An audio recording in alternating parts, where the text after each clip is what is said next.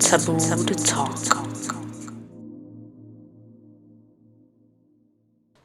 And sometimes when you, not even that, but everybody is so different. And sometimes when you hear the reason why this person chipped, they go like, that? You mean that? There is something for them to chip for? Like, what? Like, you might not chip for that, but it affected you. You just didn't chip. Doesn't mean that somebody else wouldn't. So it's like, why would you chip over that? Why would you do? Everybody's different. Everybody's level to take certain things just on a different. I know it probably is a bit controversial that, drinking is a way people cope with things as well, right? And some people can manage to drink and not get overboard. But increasingly, as marijuana is getting freer and more available in its many forms, I'm finding more and more people are just smoking every day or having edibles every day. That's you medicating your problems away. That is true. Right? You're dealing with your mood, trying to Change your mood. Yeah. It alters the mood, but it alters it to a manageable. for some people. So again, everybody is different. And then What others, one- it will spike you somewhere else. So it's like, Or it's such an escape that you can't do what you actually need to do. With all things, we kind of have to figure out, like, is this actually serving me or is this not serving me? If I'm binging a Netflix show till midnight every single night, if I'm watching everything all the time, what am I running from? But we are all doing something to cope because we're all trying to figure out how to deal with everything. that is true.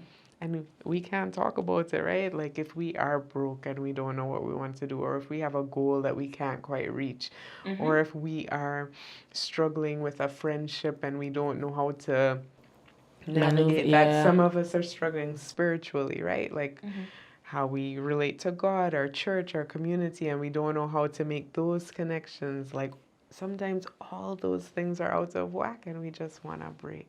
And then there is work as well. Like, I think, that's something that we really need to pay a lot of attention to. We need to start creating healthy boundaries for ourselves, because what I find is that we forget that we are in our work environment for 8 hours. That's 8 hours out there. That's most Every day.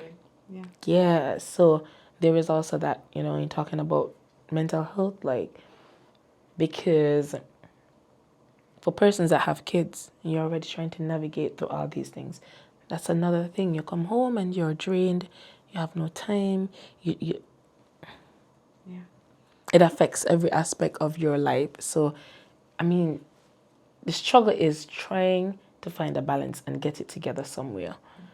And we talked about parenting and how important it is, but those parents dealing with a work day that must be so taxing, wondering how I'm going to pay those bills, wondering how I'm going to get things together, wondering if people going to tell me because my daughter here ain't home, they're going to say I'm a bad mother.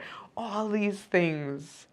And we expect people to show up well, and the expectations are like greater than great. It is. We ventured into a lot of things. We talked about, almost every aspect that we can talk about. But let's talk about you. Do you have a counselor? I do. So generally it's recommended, especially if you're seeing people, that you be in regular counseling yourself, but also you be in clinical supervision. So it's two separate things. So clinical supervision means that you talk to another therapist about your clients and like where you're getting stuck, what you need some help with so that you can help the client move forward. So it's kind of like a boss kind of thing where you... That's interesting. I wouldn't have thought of it that way, but kind of like that. So about you check in with them about like where you get stuck, because sometimes you're working with someone and you can't quite see the way through. So that person is going to help. Hopefully they have a bit more experience or insights and they can help you move through. Just a little pause on that. A question regarding that. Now, do you guys in that moment take into consideration the guidelines or the rules of, or it's just like, hey, I have a client, Vinci, and this, that, or it's just like, hey, I have a client, this is the issue.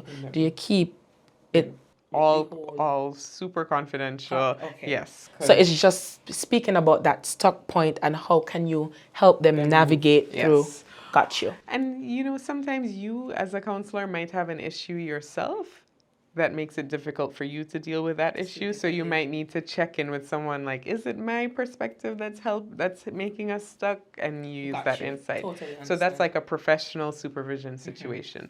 But you should also see a counselor so that you can talk about whatever's going on in your life. I mean, when you're dealing with people and they're sharing their stories, there's no way that's not impacting you. In addition to the fact that you live a life too, right? I live a life too, right? So I have challenges. I have things that I want to explore and I want that space as well. So I definitely do have a therapist that I check in with to make sure that I am also feeling okay. So when I pick up an extra Twix in the grocery store, please don't stop me if you see me buy a Twix in the grocery store. I'll help you. I'll buy another one and give it to you.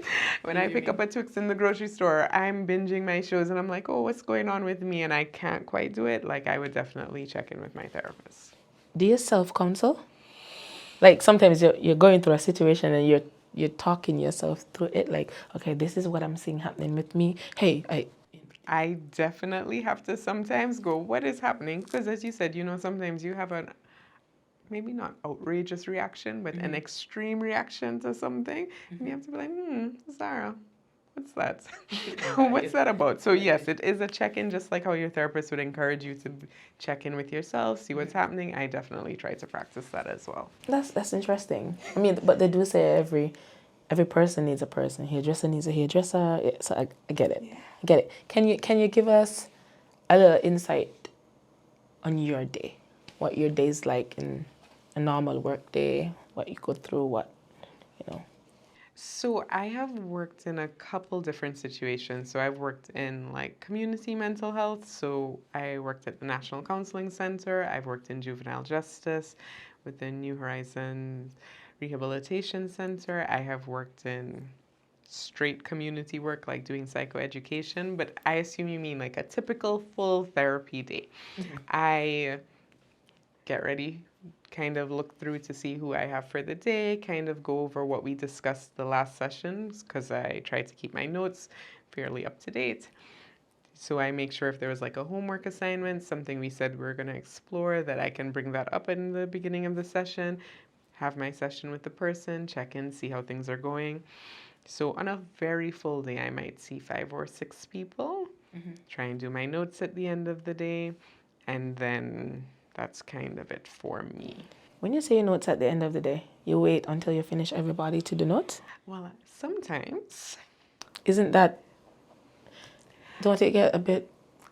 Let me tell you, depending on when people can come and what time they show up, I might not have time to finish up the notes. So I might have like a scratch.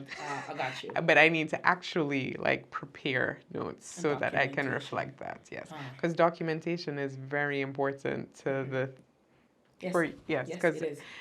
because if you only see 2 people, you might remember everything. But if the more people you see, the more stories you have. It can get a bit. Keep track of everything. I got you. Totally. So documentation, it's probably what therapists hate the most about the job. The writing, the capturing, but it's very important. Do you guys record? Do you think that's a lot easier to record the sessions rather than to have? Who's going to listen to them? I would. Okay, question. Let me rephrase it then. Is it optional for you to do that, or it's just, hey, I have to take notes? Some practices, we don't have any laws specifically here. In the US, some places you can't record, some places you can, but you need the permission of the person in order to do that. And some people are uncomfortable with that. Rightfully so. It's a very vulnerable space, and maybe you don't want a recording of that existing somewhere that could possibly become public. So that tends to be the concern when it comes to recording sessions. But remember, the documentation is mostly a snapshot. What were we working on? What are we thinking about? Where can we move forward?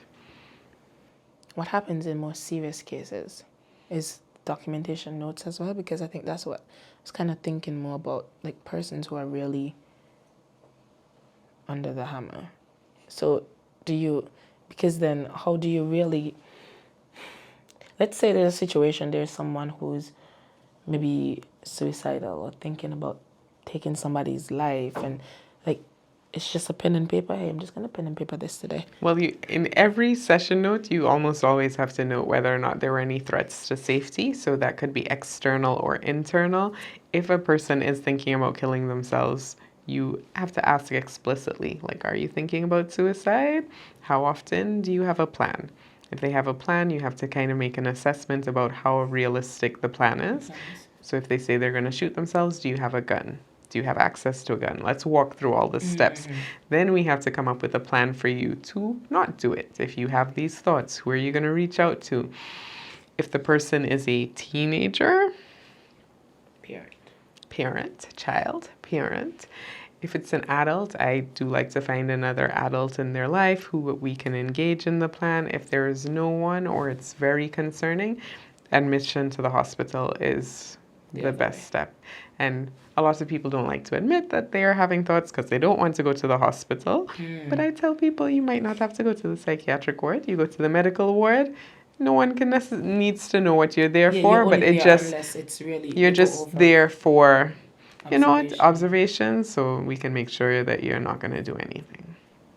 Gotcha. So let's say someone's in my office and there is a serious concern. I'm going to do my best to get them to the hospital. So maybe I'm going to get someone to come for them, to carry them to the hospital. I have at times gone with people to be admitted. There are counselors at the hospital, like accompanied them, like gone to JNF. So we are in your vehicle, gone with somebody who trying to. Okay, cool. Don't worry. You're gonna be there just now. Suppose the lunch. Okay. Or if there's a family member who can do it with them, I'll go check in. There are counselors at the hospital who will see them. But if they already have a counselor, they're going to try and make sure the relationship is with me so that we can continue it. But yes, sometimes police have, maybe not for suicide cases, like maybe for like extreme violent situations, police might need to be involved.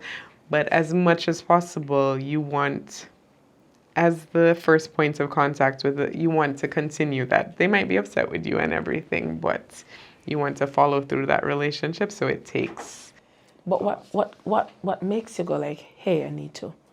Like, what would they have to, how much times would they have to say, I want to kill myself, or I want... If someone has taken pills and they're already doing So you wait until they're attempting to do that? Well, you can't read people's minds, right?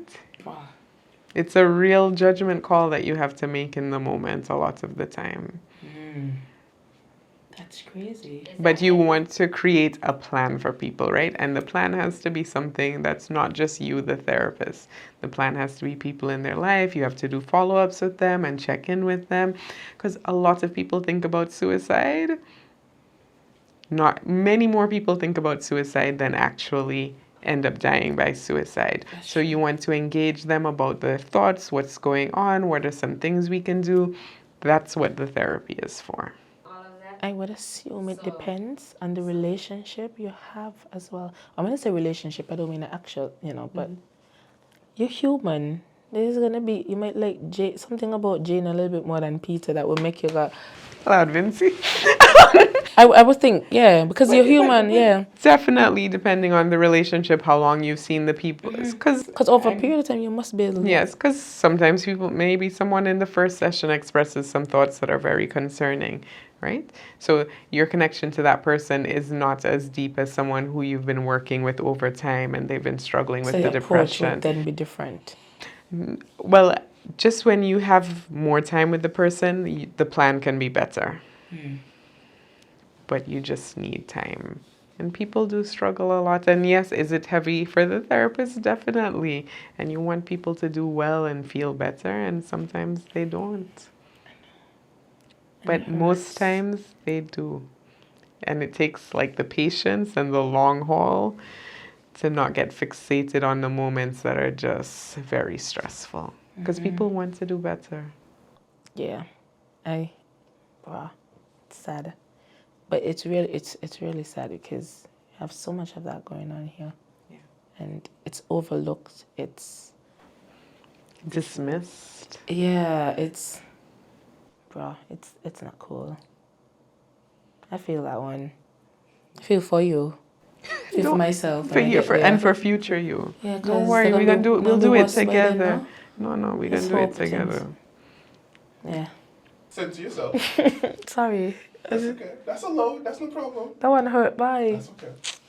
That's okay. Helping people, I can't help myself, and it hurt. That's okay. We're now getting, closer to the end. We're about to wrap up everything. It has been an awesome topic. Heavy, fun, and very educational. I really hope that we reach someone or persons who look at this. Remember to, I would like to say, remember to think about your mental health the way you think about every other aspect. Going to the doctor, going for a checkup when you're pregnant, and you go every single month to visit the doctor to make sure the baby is okay. That is also, you can basically say, a part of taking care of your mental health, because that's a worry, whether I'm okay and my baby's okay. And I think that we need to, check in more with persons or friends, family, loved ones, like reach out to each other, look about yourself, family members. You're not going to be able to help everyone. You're not going to be able to reach everyone. Refer them if you can. Post, talk about it. Use social media as a more positive field, because a lot of us are going through it. A lot of us have our own issues. Work, school, kids, health issues, as you would have said. There's so much. So let's take care of each other. Let's do better.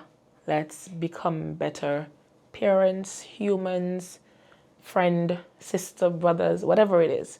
Let's all just come together, take care of each other. If you have anything else to say, Zahra, you can always, and World Health Mental Day is on Monday? Yes, so you can always, give a little recapture of the activities. And so, I'll start with Vincy joining us on Thursday at Frigate Bay Lawn at 5 p.m. once she doesn't have to work. I remember that part. But on Monday, the 10th of October, we want to wear green for World Mental Health Day. And Vincy, thank you so much for this conversation. I can't wait for you to join us in the flock and be active and help us with our social media so it can be. No, I can start helping you now. I can be a volunteer. Do you have volunteers? I can't wait. No, but seriously, yes, no, and this is a commitment with witnesses, so it will happen. No, I'm fine with that. Wonderful. You can probably be my mentor, help mentor.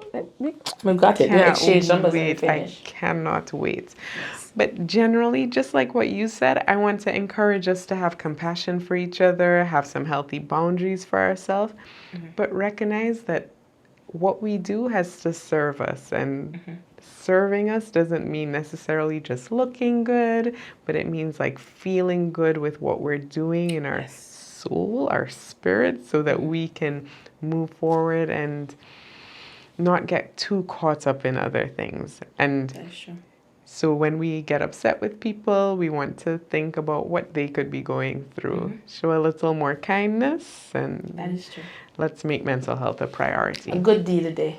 Just one good deed a day. It can be anything, and it's a small little thing, one good deed a day. So I'm going to let Zahra tell us where you can find her, the Counselling Center.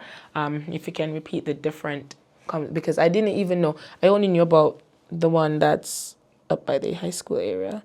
On that side. I really didn't know about the other ones. So if you can just go back to those ones, what they do and where they are, and if you remember the numbers, if you can. Well, I'll give you the Facebook page that has the directory of that. Okay, good. Awesome. So it's SKMHA Facebook. So it's St. Kitts Mental Health Association, SKMHA Cares, CARES. But as we said, there is the clinic at the Bastair Health Center every Thursday afternoon from 1 p.m. If you want to see a psychiatrist or a nurse, there are clinics at Pogson Hospital and at the Molyneux Clinic as well, about once a month. The clinic at Molyneux and not the hospital, right? Yes, yes, yeah, not at Mary Charles, at the clinic. There is also the JNF Hospital Psychological Services, where there is a social worker and a psychologist, the National Counselling Center in Wade's Garden. But go to our Facebook page, and you'll get all the numbers that you could possibly need. The Counselling Center. 5,000. Yes, it is. And there are a list of people who are providing private services as well on the website. So if you want to go private, so it typically tends to be after working hours, you can find all sorts of people who are offering service additionally. We find you? Which center can we find Zahra? I am currently only in private practice, so you can find me listed with the other people who offer services that way. But Your name? Yes, Zahra Jacobs. But as I said, there are people all over at the hospital, at the counseling center. People are willing and happy to serve, and we can't wait till Vincy joins the batch. I'm here for the kids. Yeah, family is, I guess, but the kids, I'm here for the kids. Here for the kids. So guys, that has been another great episode of Tabooed Talk. We are going to see you next time. You can find us at our Facebook page, taboodtalk.wordpress.com. And it's Tabooed Talk. So don't put the S at the end of it. It's Tabooed Talk. So see you guys next time. Stay safe and care for one another, okay? Bye-bye.